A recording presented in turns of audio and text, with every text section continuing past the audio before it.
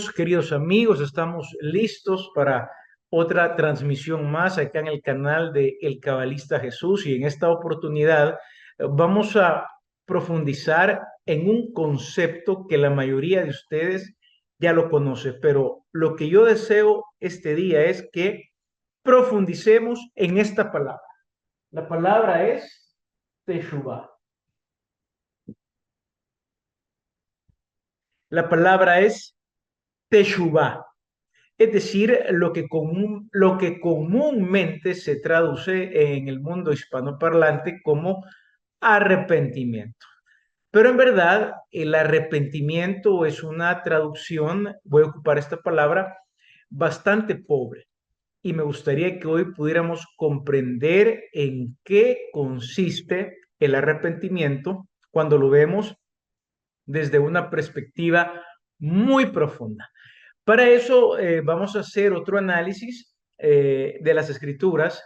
Siempre me gusta recordar que las escrituras es el libro más profundo de cábala hebrea que puede existir. La cábala no es más que tratar de ver más allá de lo que dice la letra. Y vamos a estar en el Evangelio de Mateo, en el capítulo 1.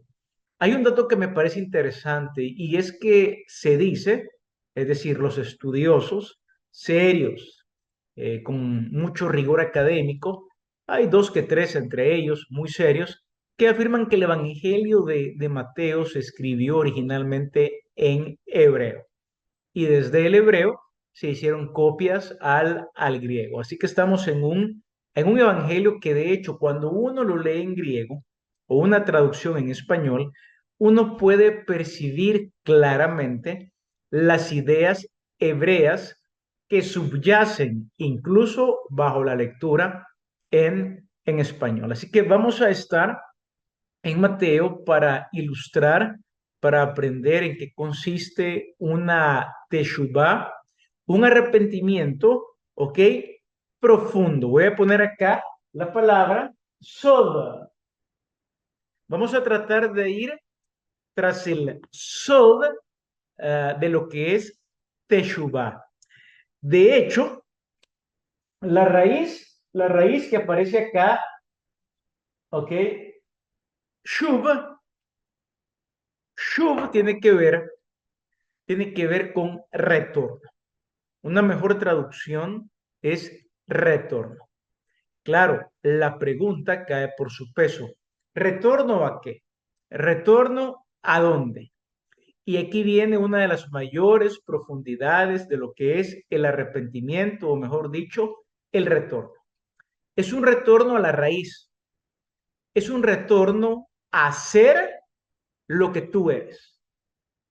Me gustaría enfatizar esta idea porque cuando hablamos de Teshuvah hay muchos niveles. Hay muchísimos niveles. Me gustaría nombrar al menos dos.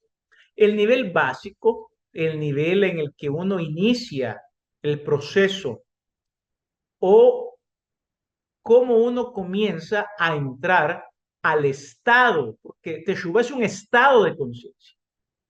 Uno comienza a entrar a ese estado cuando se arrepiente, ok, confiesa sus pecados. Al menos hay tres palabras en hebreo para pecado, ok, pecado, transgresión, iniquidad.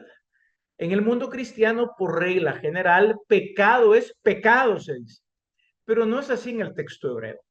Tampoco funciona así en el judaísmo.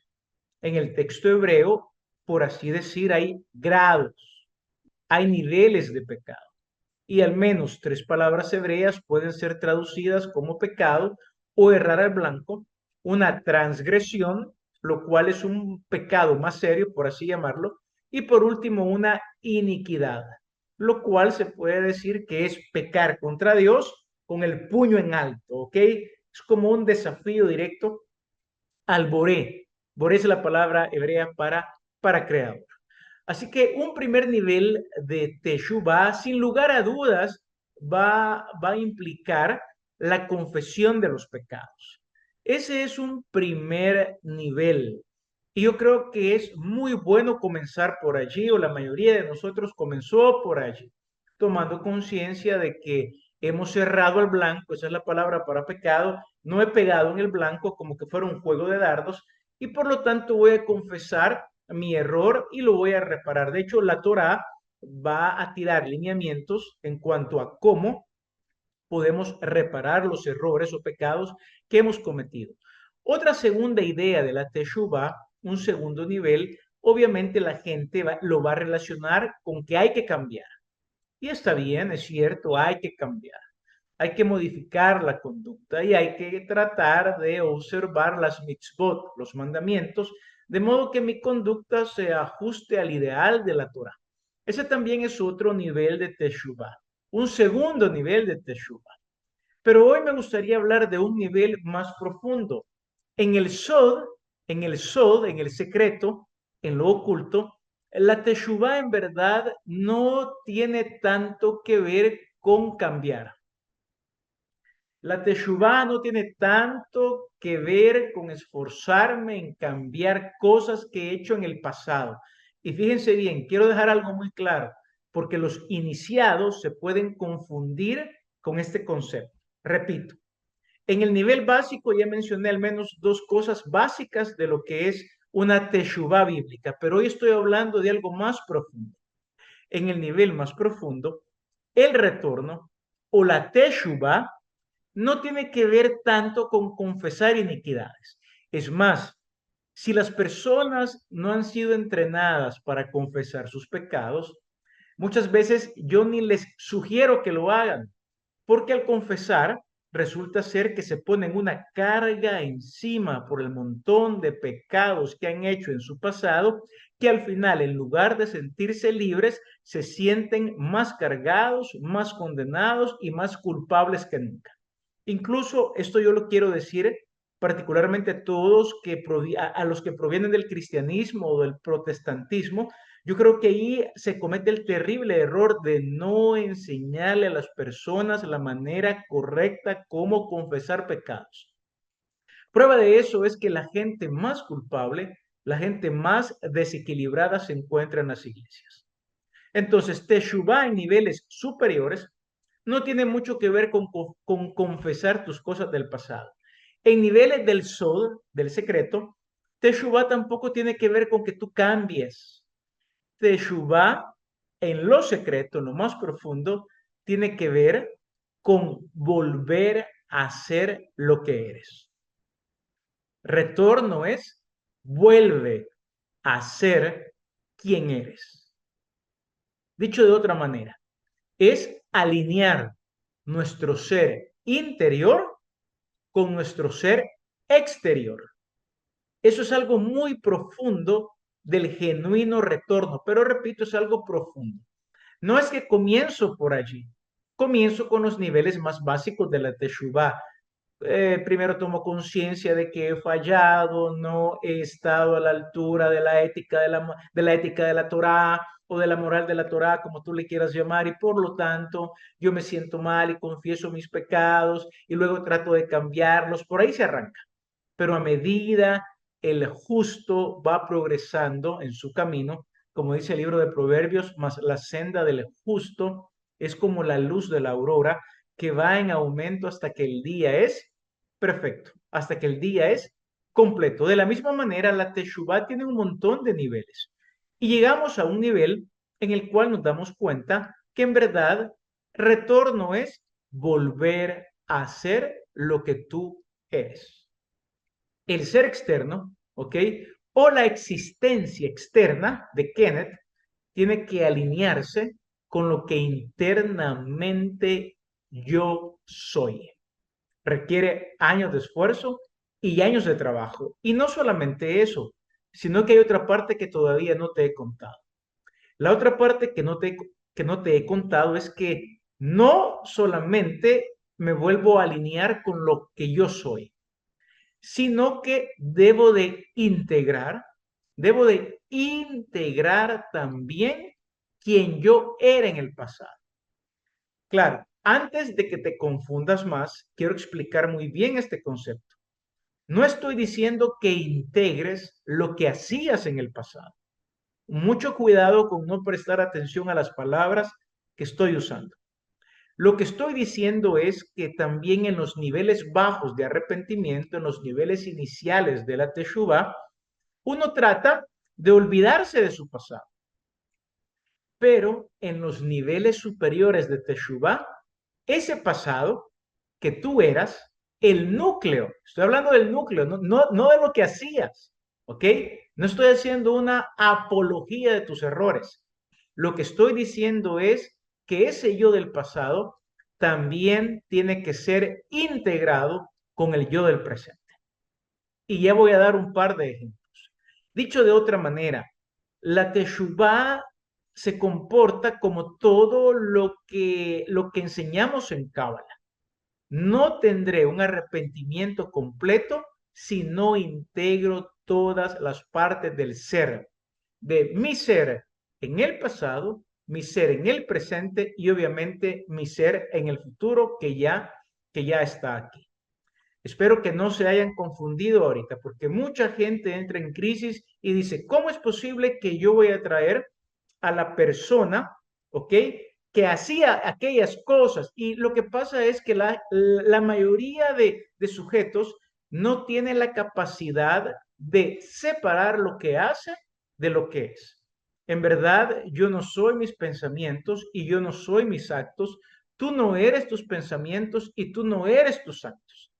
El núcleo de todo ser humano, el nivel de yejidad del alma siempre está puro, incólume. Es más, quizás podemos también afirmar que el nivel de la Neshama, tal y como se afirma en los rezos judíos, en los rezos del texto bíblico de la mañana, tú has devuelto mi alma. Y el alma, según los rabinos, el alma de niveles superiores es pura. Así que una genuina Teshuvah en niveles muy avanzados del estado de retorno, también tratamos de incorporar el ser que somos al ser que ha sido. Y obviamente, ese ser seguirá evolucionando hacia el futuro, sin variar ni un ápice lo que es. Quiero decir ciertas implicaciones de este concepto cabalístico. Por ejemplo, ¿tú te has dado cuenta si todavía no hemos estado trabajando en una teshuvah profunda, en una teshuvah de nivel sod? Tú te habrás dado cuenta de lo siguiente, que a pesar de que tú estás trabajando o a pesar de que te dijeron, Cristo perdonó todos tus pecados, tú te darás cuenta, pero yo todavía me siento muy culpable.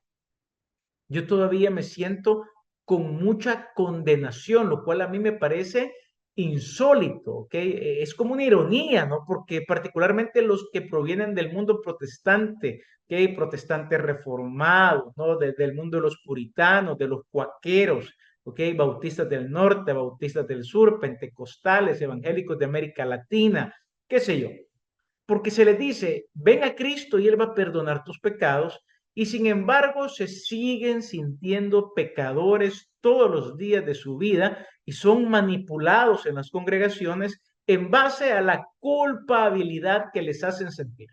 Pues bien, uno de los resultados de integrar tu persona, el ser del ayer, del futuro y del hoy en el estado de Teshuvah, un resultado es que tú dejarás atrás la culpa para siempre y dejarás atrás la condenación para siempre. Amigos, queridos estudiantes, en Cábala no hay culpa, en Cábala no hay condenación, no existe tal cosa. ¿Por qué razón? Porque el cabalista va a necesitar todas las energías del presente para continuar en su trabajo de ascenso espiritual hacia la luz. Así que este concepto de retorno, el concepto de shuv, volver, retornar a ser lo que uno es, yo lo encuentro plasmado en lo que es la genealogía, el Toldot de Mateo capítulo 1. Mateo capítulo 1 hay al menos tres personajes que me llaman mucho la atención. Fíjense que la Biblia pudo haber omitido sus nombres. La Biblia pudo haber dicho, uy, pero qué vergüenza poner acá en la genealogía el Toldot de Yeshua a quienes los evangelistas Mateo, Marcos, Lucas y Juan presentan como el Mesías. Ok, para Mateo, Marcos, Lucas y Juan, Yeshua aparece como el Mesías prometido a Israel. Así lo presentan ellos. Y es interesante que cuando vamos al Toldot, ok, palabra hebrea, que puede ser traducida como generaciones, puede ser traducida como genealogía, nos vamos a encontrar que en la genealogía del Mesías que ellos presentan hay personajes escandalosos. Tú dirás, pero ¿por qué hay personajes escandalosos en la genealogía de Yeshua, en la genealogía de Jesús, el Cristo? ¿Cómo es posible? Pues bien, porque son personajes que a pesar que cometieron errores, los errores también, es decir, la persona, mejor dicho, la persona del ayer que cometió errores, es una parte fundamental de lo que soy hoy. Una idea muy importante. Y repito, y no estoy haciendo apología del error. Lo que estoy tratando de decir es que muchas personas, voy a poner un ejemplo sencillo. Tú eras el alma de una fiesta porque estabas en un bar, ¿ok? Y ojo, aquí hay personas de Europa y hay personas de América Latina. Un bar europeo y un bar de América Latina son dos mundos aparte. En un bar europeo tú te puedes encontrar con familias, ¿ok? En un bar de América Latina, aclaro esto por el contexto de la gente que ve este programa, en un bar de América Latina la gente va a emborracharse, ¿ok? Funciona de manera diferente. Al menos los ejemplos que yo he podido ver y lo que yo puedo palpar, ya sea en Europa o en América Latina. Sucede que de repente alguien que frecuentaba un bar y se emborrachaba y era el alma de la fiesta, hace teshuva. Y él era el alma de la fiesta, es decir, su personalidad era extrovertida. Y de repente llega a la iglesia, acepta a Cristo y lo vemos que en la iglesia es callado, solo dice amén, y uno se pregunta, ¿y qué pasó con aquella alegría? ¿Qué pasó con aquel ímpetu? ¿Qué pasó con aquella gana de hacer reír a la gente en un bar? Como que tratamos de dejar no solamente lo que hacía atrás, sino que dejamos atrás lo que yo era. La cábala lo que va a plantear es, no, mira, no vayas a una iglesia y no pienses, es decir, no pienses que estando en la iglesia hoy también debes de cambiar la profundidad de lo que eres. Es decir, tú eras extrovertido, ¿por qué vas a ser hoy introvertido? Es más, esa misma extroversión, esa misma energía con la cual tú transgredías, esa misma energía no la pierdas. Aplícala hoy, esa pasión, al cumplimiento de mitzvot. Es decir, integra tu ser del pasado con tu ser del presente. No es fácil. Vuelvo a repetir esto. No es fácil. No es fácil. Y la mayoría de personas que han experimentado una genuina teshuva, un genuino retorno a sí mismo, lo que quieren es cortar con su pasado. Cortar con su fuego interior. Cortar con eso interno que es una característica esencial de su ser. Pero no funciona así la teshuva. Es cierto, en niveles, repito esto, cuando uno va comenzando en la senda de la teshuva, cuando uno va comenzando a transitar el camino del arrepentimiento, sí es aconsejable retirarme de mi pasado. Sí es aconsejable dejar a mis amigotes en niveles inferiores. Y quiero decir algo también. Por alguna razón la gente cuando uno habla de niveles inferiores cree que los niveles inferiores son malos. Los niveles inferiores es lo máximo. En Cábala no se trata de irme a los niveles inferiores. En Cábala se trata y conocemos que en la mayor profundidad de los niveles inferiores se encuentra la mayor luz de Keter. Quizá el judaísmo tiene esta brillantez en la Cábala. El judaísmo descubre que es en lo más bajo de la materia que se encuentra la mayor cantidad de luz pristina que había sido reservada para los gustos en la era mesiánica. Muy bien, este es otro tema para otro video, ¿ok? Pero el punto es, las personas, a medida avanzan en su peregrinaje, debemos de tratar de aprender a integrar también lo que fuimos. No lo que hacíamos quizás, pero sí la esencia de quien yo soy hoy o quien soy en el pasado, porque así funciona el tiempo en el hebreo. Puedes ir a ver el video de la semana pasada. O quién soy yo en el futuro. Así que voy a leer tres ejemplos de la genealogía de Mateo 1, en los cuales la Biblia bien pudo haber escondido el nombre de esas personas, diciendo cómo vamos a poner en la genealogía de Yeshua, ok, a quien estamos presentando como el Redentor de Israel, cómo vamos a poner en la genealogía de Yeshua tres escándalos. La respuesta es sencilla, porque en la Biblia no nos enseñan a ser hipócritas. En la Biblia nos enseñan a ser lo que realmente somos. E incluso en un nivel de sod, sabemos que nuestros errores, fíjense bien lo que voy a decir, ya no solamente lo que somos, sino también incluso nuestros errores operan para bien. Son niveles muy avanzados de Teshuvah. De allí que el movimiento de Breslev, el rabino Shalom Arush, va a decir lo siguiente: mire, ¿cómo funciona esto? Yo no lo sé. Pero él va a decir, pero lo que uno debe de hacer es cada día salir y prepararme para lo mejor. Él dice, yo no me preparo para pecar, yo me preparo para la justicia, ¿ok? Para la sedaca, para la justicia, ¿ok? Para actos rectos, justos, de caridad, caritativos, de amor. Sin embargo, si de repente resbalo, lo único que me toca decir es, así lo quiso Dios, todo es para bien, ¿y qué quiere Dios de mí?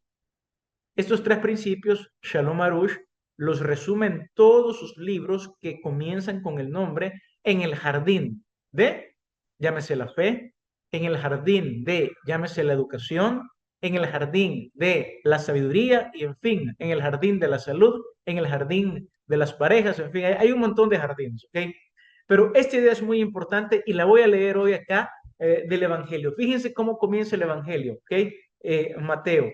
Y cómo Mateo no va a tener pudor en decirnos lo siguiente. Dice el libro del Toldot de la genealogía de Jesucristo, Yeshua HaMashiach, por cierto, este es un hijo de David, hijo de Abraham.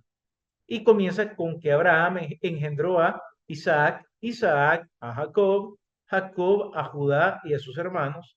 Judá engendró de Tamar a Fares y a Sara, Fares a Esrom y Esrom a Aram.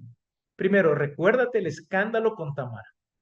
Si no recuerdas el escándalo de Judá con Tamar, sería muy buena idea que lo fueras a leer, porque fue un episodio escandaloso.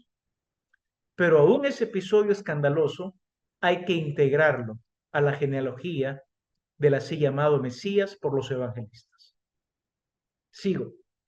Aram engendró a Aminadab, Aminadab a Naasón y Naasón a Salmón. Salmón engendró de Raab a Boz, Boaz engendró de Ruth a Obed, Obed a Isaí. Recuerden que Isaí es el papá de David. Ahora, ¿quién es abuela del rey David? ¿Quién es abuela del Mashiach David? ¿Quién es abuela del ungido David? Lo cual en griego sonaría, ¿quién es abuelita del Cristo David? No me van a creer.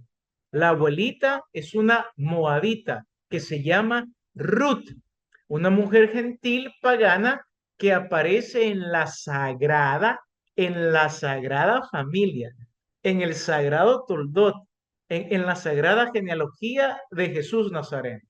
¿Cómo es eso posible? Ustedes recordarán de dónde viene Moab. Moab viene de la unión incestuosa de la hija mayor de Lot con su papá. Increíble, ¿no? Moab, un hijo del incesto. ¿Okay? Lot con su hija mayor van a procrear a Moab. Y Moab, ¿ok? El pueblo de Moab, es decir, Ruth, la moabita, tiene un lugar en la sagrada genealogía. Tú dirás, pero ¿por qué? No entiendo. Bueno, porque en la escritura, el cabalista tiene la audacia de unir lo sacro con lo profano, o lo profano con lo sacro. o quien yo fui con quien yo soy, o quien yo soy con quien fui en el pasado y con quien seré en el presente. Es decir, teshuvá, teshuvá completa. Una teshuvá, entre comillas, perfecta, se logra solo cuando soy capaz también de reconciliarme con mi pasado.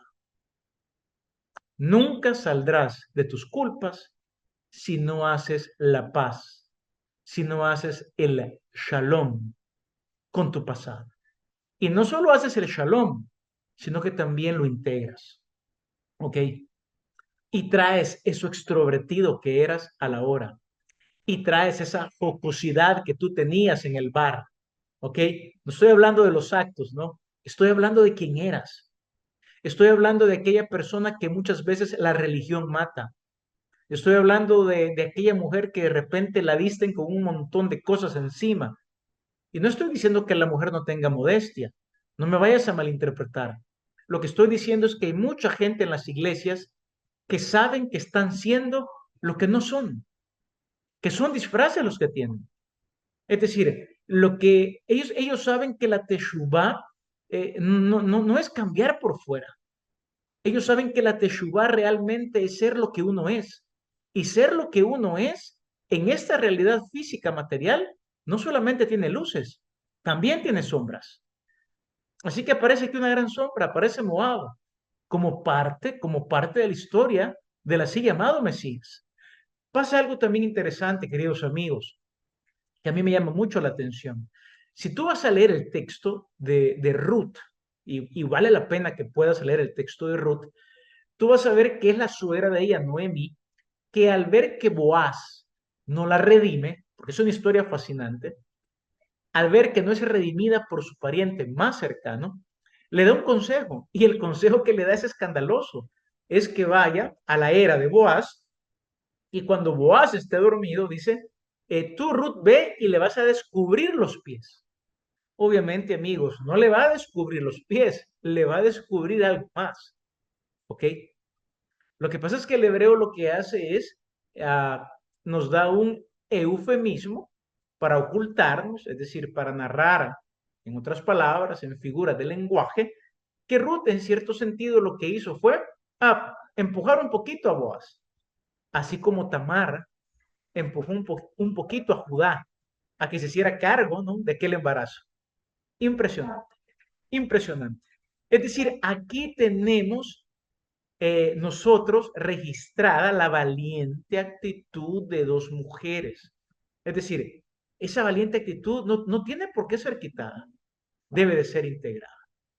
Si seguimos leyendo, fíjense bien, voy a seguir leyendo ahorita, y llegamos de Ruth, aparece aquí también otro caso escandalosísimo, ¿no? Vamos a ver acá, ok, al 6, 1:6. Isaí engendró al rey David. ¿Okay? Ya vimos que el rey David viene de una moabita, al igual que Yeshua. Y la cosa se pone también peor porque en este linaje hay un rey que fue maldito, ¿ok? Y hoy no hay tiempo para meterme a desentrañar la maraña de esa maldición, porque también se pone muy interesante cómo hay que desentrañar la maraña de esa maldición para que el linaje del que es presentado como Mesías pueda pasar a través de José o de Miriam. También eso es algo que vale la pena estudiar, pero bueno, dice acá, engendró al rey David, y el rey David engendró a Salomón, de la que fue mujer de Urías, ¿ok? Otro escándalo, ¿no? Y Salomón, ¿ok? Es engendrado de la que fue mujer de Urías. Otro error. Obviamente, si uno va al Zohar, uno se va a dar cuenta que el Zohar, en un Sod, va a decir, David no fue culpable de haber llamado a Betsabé, ¿ok? Porque era la mujer que estaba destinada para él. Lo dice el Zohar.